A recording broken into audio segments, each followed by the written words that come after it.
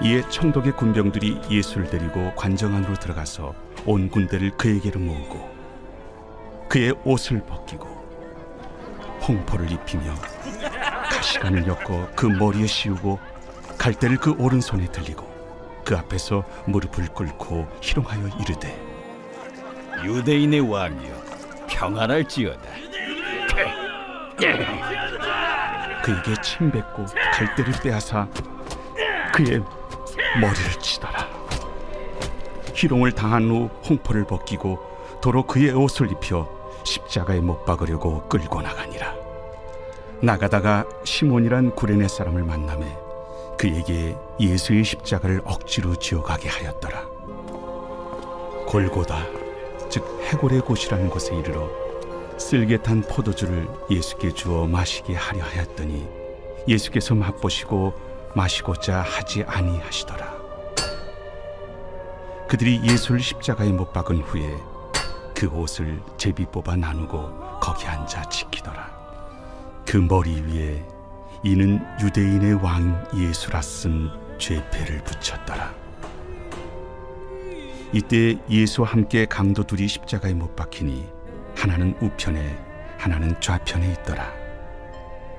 지나가는 자들은 자기 머리를 흔들며 예수를 모욕하여 성전을 헐고 사흘에 짓는 자여, 네가 만일 하나님의 아들이거든 자기를 구원하고 십자가에서 내려오라. 그와 같이 대제사장들도 서기관들과 장로들과 함께 희롱하여 그가 남은 구원하였으되 자기는 구원할 수 없도다. 그가 이스라엘의 왕이로다. 지금 십자가에서 내려올지어다. 그리하면 우리가 믿겠노라. 그가 하나님을 신뢰하니 하나님이 원하시면 이제 그를 구원하실지라. 그의 말이 나는 하나님의 아들이라 하였도다. 함께 십자가에 못 박힌 강도들도 이와 같이 욕하더라. 어제 우리는 함께 주님의 몸과 또 피를 또 기념하여 함께 떡을 나누고 잔을 떼는 성찬 예식을 함께 하였습니다. 우리가 정말 그 날을 주님께서는 기념하라라고 하셨습니다. 그처럼 우리들에게 있어서, 크리스찬들에게 있어서 주님의 예수 십자가의 이 사건은 놀라운 일이 아닐 수가 없습니다. 우리의 구원을 위해서는 반드시 있어야만 하는, 없어서는 안 되는 귀한 사건. 정말 그 자신의 생명을 아낌없이 내어주신, 우리의 생명을 얻기 위해 그 아들을 내어주신 또한 우리 하나님 아버지의 놀라운 사랑의 결과물이 바로 이 십자가의 사건이다라는 것을 알 수가 있죠. 참 너무나 대조적인 것이 아닙니까? 우리의 귀한 생명을 얻기 위해 생명을 줄 수밖에 없는 참혹한 그 광경이 우리 십자가 안에 교차되고 있는 것을 우리는 보게 됩니다. 예수님은 이제 총독 빌라도 앞에 서서 심판을 받으시고 결국 빌라도는 자신의 모든 책임을 전가하며 이제 예수님을 십자가에 내어주는 결정을 하고 맙니다. 이에 오늘 말씀처럼 이제 총독의 군병들이 예수를 데리고 관정 안으로 들어가 온 군대를 그에게 모으고 라며 말씀이 시작이 되고 있습니다. 오늘 읽은 이 44절까지의 본문의 말씀을 보면 처음부터 끝까지 매 절절마다 예수 그리스도의 온갖 고난, 또한 특히 수치당하시고 모욕당하시고 희롱당하시는 모습으로 가득한 것을 우리는 볼 수가 있습니다. 예수님께서는 십자가에서 물론 육체적인 고통을 너무나 크게 당하셨습니다. 채찍에 맞으시고 못에 박히시고 가시면류관을 쓰셨습니다. 이 얼마나 말로 닿을 수 없는 육체적인 고통과 아픔이었겠습니까? 작은 가시 하나만 찔려도 너무나 괴롭고 하루 종일 신경이 쓰이기 마련인데, 발에 돌 하나가 들어가도 너무나 거슬리기 마련인데, 그 어떤 고통과도 감히 이 십자가의 이 고난의 고통을 다 말로 표현할 수가 있겠습니까? 근데 우리는 뭐 영상이라든지 패션 오브 크라이스트 이런 유명한 영화들을 통하여서 그 너무나 눈뜨고 볼 수 없는 처참한 그 광경, 그 고통의 시선을 빼앗기기가 쉬운데 의외로 생각보다 오늘 본문을 통해서도 느끼실 것입니다. 그 고통과 고난이라는 부분에 대해서 많은 표현과 설명을 하지 않는 것 같은 인상을 느끼지 않습니까? 다시 한번 읽어보시면 그런 느낌이 많이 드실 것입니다. 마태복음부터 모든 복음서의 저자들이 하나같이 이러한 태도를 취하고 있는 것을 보게 됩니다. 이러한 예수님의 육체적인 고난보다 더 중요한 것이 있기 때문입니다. 예수님이 느끼셔야 했던 이 고난, 어떤 고난인가? 먼저는 가장 중요한 것은 하나님 되신 아버지와의 단절의 사건이 무엇보다 큰 고난이기 때문에 육체적인 고난은 상대적으로 최소화했다는 것을 알 수가 있습니다. 예수님께서 갈보리산 위에서 달리시기 전에 겟세마네 동산 위에서 하나님 아버지와 기도하였던 그 장면은 너무나 가슴에 남습니다. 아버지, 할만하시거든 이 잔을 옮기시옵소서. 그러나 아버지의 뜻을 구하지 않은 예수 그리스도, 그것은 너무나 고통스러운 것입니다. 아버지와의 단절의 사건은 너무나 큰 일입니다. 아버지로부터 버림받는 아들의 심정, 그것을 참아 볼 수 없어 아버지도 등을 돌릴 수밖에 없는 그것은 예수 그리스도로서는 감히 상상할 수 없는 아픔이다 라는 것입니다. 그 단절의 아픔에 비하면 이 육체의 아픔은 아무것도 아니라 할 수가 있을 정도이죠. 또한 육체의 아픔보다 오늘 말씀에서 표현했다는 것은 오히려 예수의 이 모욕을 받는 것, 희롱받는 것, 수치를 당하는 것이 더 크게 나타내고 있다라는 것을 알 수가 있습니다. 오늘 군대의 이 군병들이 어떻게 예수님을 희롱을 하고 있습니까? 28절 이하를 보니 옷을 벗기고 홍포를 입혔다 합니다.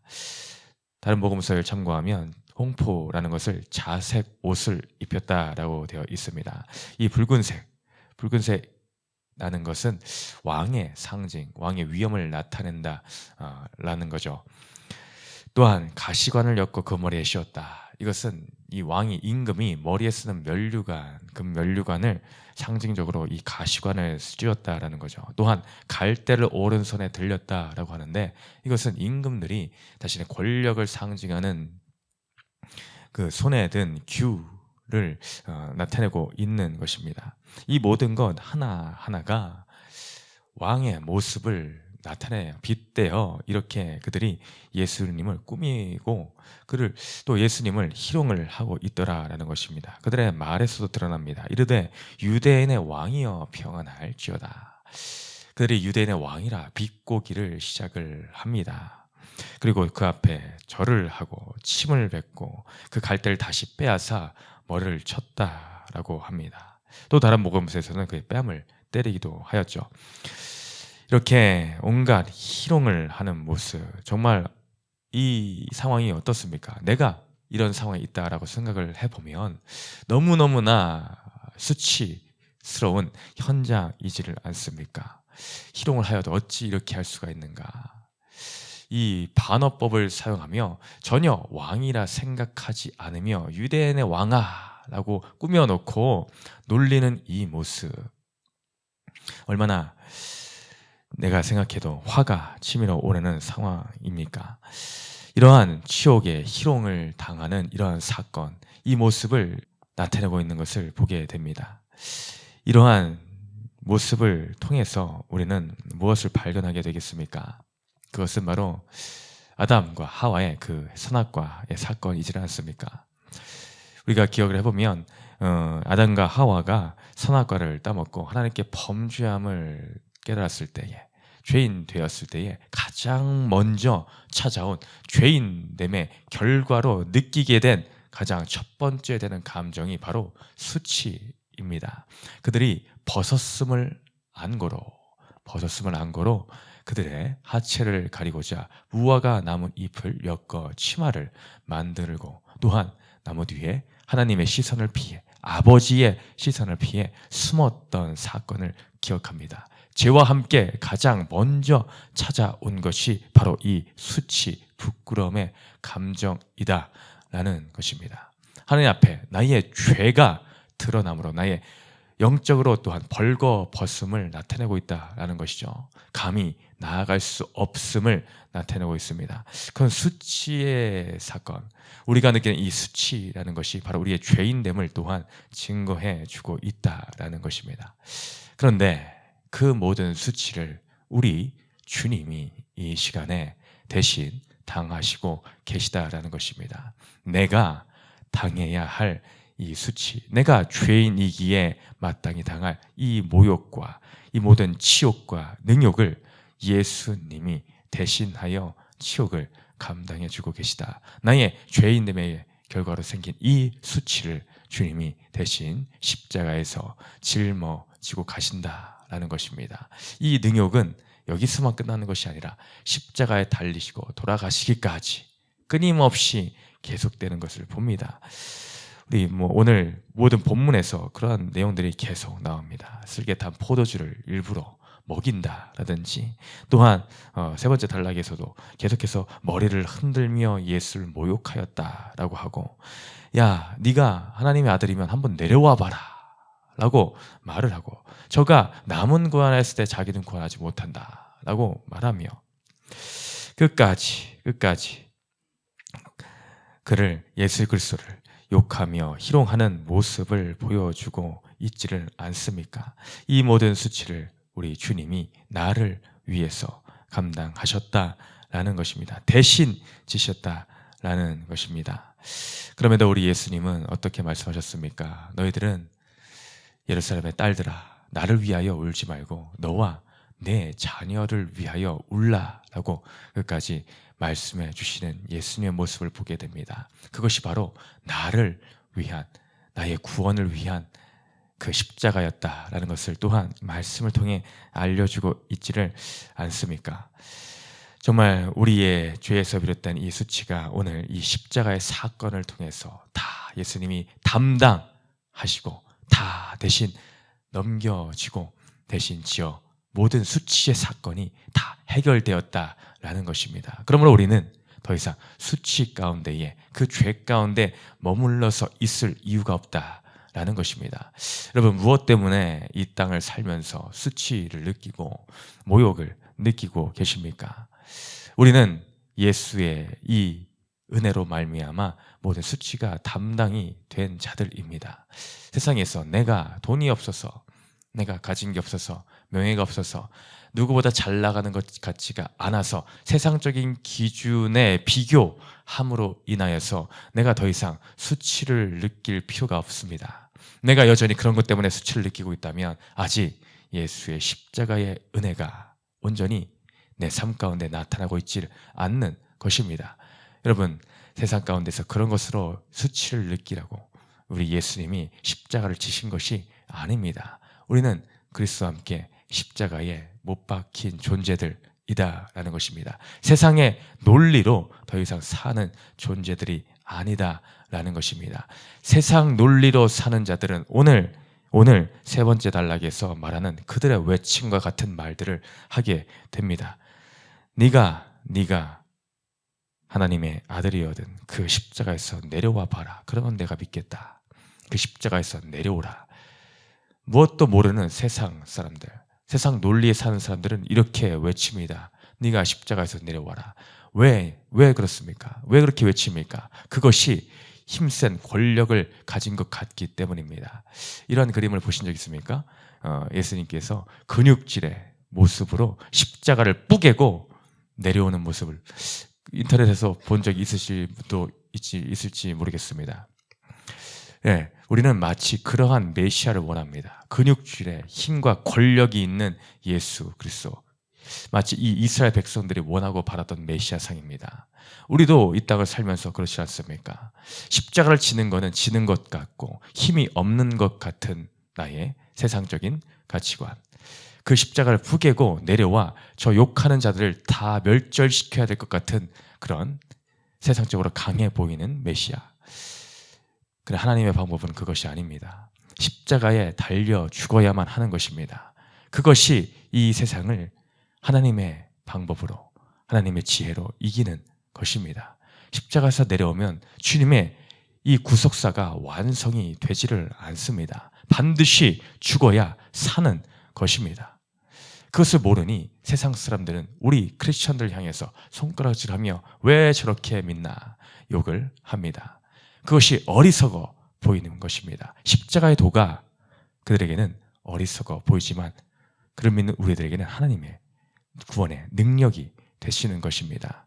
그러니 우리는 더 이상 세상 논리에, 세상 지혜에 속아서는 안 됩니다. 내려오라는 그들의 말에 화답을 해서는 안 됩니다.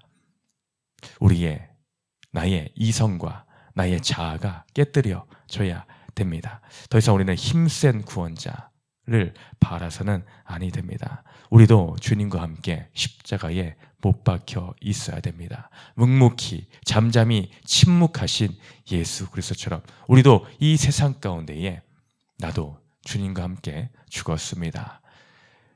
그들은 알지 못하기에 저렇게 합니다. 저들의 죄를 저들에게 돌리지 마옵소서의 예수님의 그런 말과 같이 우리도 인생 가운데 그런 고백이 나와야 하겠습니다. 우리는 세상의 논리에 함께 응답하기보다 이제 예수 그리스도의 그 모습을 내가 본받음으로 주님, 내가 여전히 십자가에서 내려오려고 하는 것은 무엇입니까? 가만히 못 박혀 내 자아가 죽어져야 하고 나의 욕심이 죽어져야 되고 나의 고집이, 나의 이러이러한 부분이 온전히 십자가에 못 박혀 있어야 할 터인데 또 나는 십자가에서 내려와 내가 살려고 하지는 않습니까? 주님, 나는 죽고 정말로 예수 그리스도가 사는 나의 인생이 오늘도 되기를 원합니다. 그런 고백으로 오늘 하루도 주님과 함께 동행하는, 주님이 계신 그 자리에 나도 함께 거하는 적용의 하루의 삶을 사는 저와 우리 공동체가 되시기를 주님의 이름으로 축원드립니다.